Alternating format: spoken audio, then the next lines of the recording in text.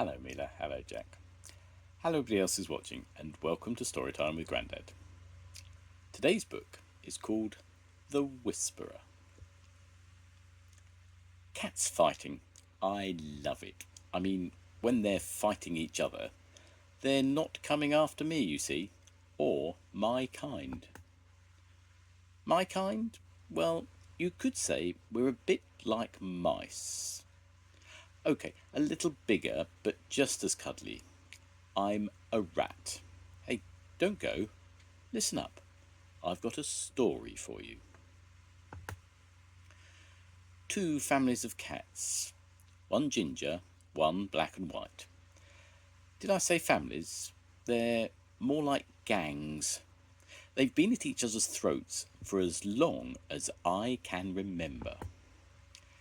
They're rude, they spit, they call each other terrible names, and they fight like cats, all the time. So, imagine my surprise one night when I came across these two. They were weird. I mean, the way they looked at each other. The way they were talking, it wasn't fighting talk. Oh, Amber, your eyes gleam brighter than the stars.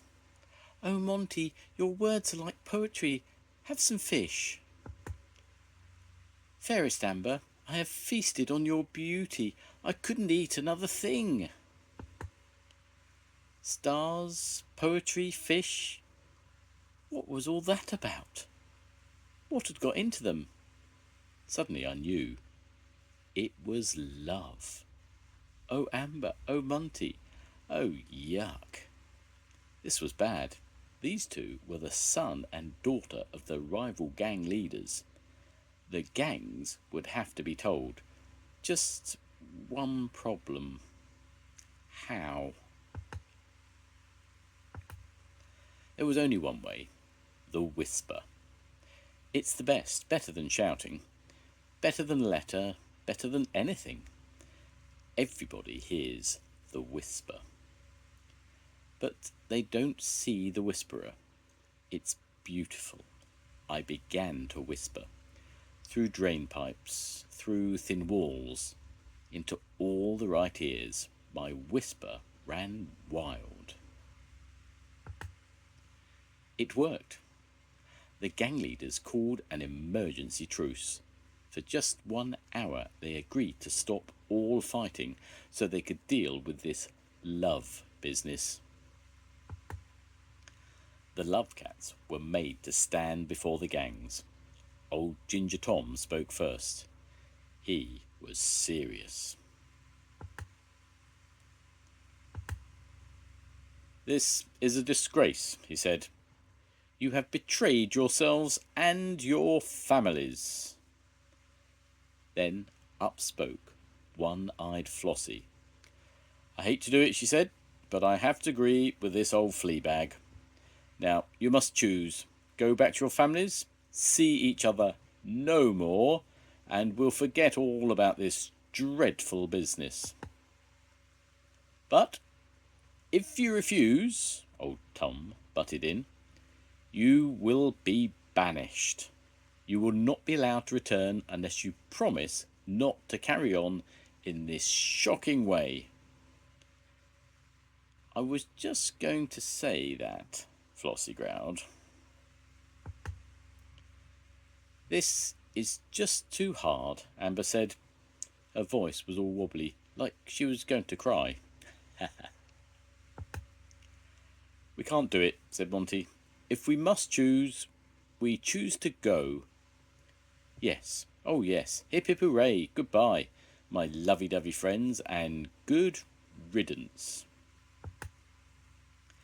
Well, after that, it was back to business as usual. For quite a while, things between the gangs were as good, I mean as bad, as I could remember.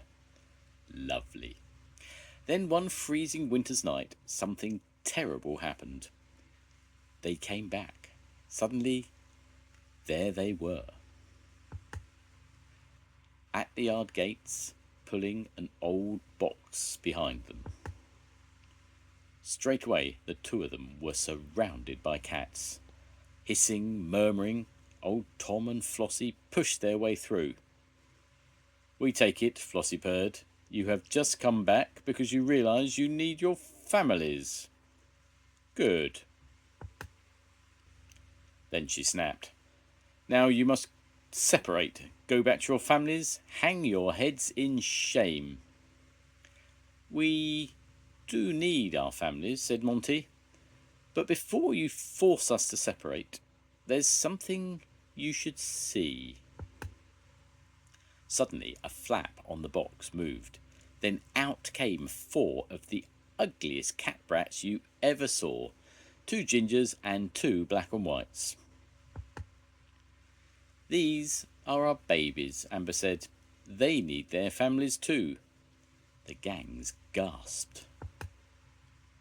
Old Tom smiled, but he wasn't laughing. "This is no problem," he said. "These little beauties will go to their mother's family with her. And these black and white moggies will go with their father to his lot. That's easily settled." "Not really," said Monty. The box flap moved again. Then, yuck, there was another one. But another what? It wasn't ginger, and it wasn't black and white. Or maybe it was. It was both. All 3. Kind of stripy. "We have 5 kittens," Amber said. "This is Tiger." It was the first time I've ever seen Flossie or old Tom lost for words. Speechless they were. Amber picked up the one she called Tiger and held him close to them both. "Say hello to your Gran and Grandad, Tiger," she said. "I'm worried they've called a truce while they sort out this tiger business. What if they get used to not fighting? Or worse, what if they come after me and my kind? No, those dumb old cats won't change. I'll lie low. I'll get whispering. I'll be fine, don't you think? But what about those cat brats? I've got a bad feeling about them. If they get on to me, hey." The end. Goodbye, Mila. Goodbye, Jack. I'll see you soon. Goodbye, everybody. Bye.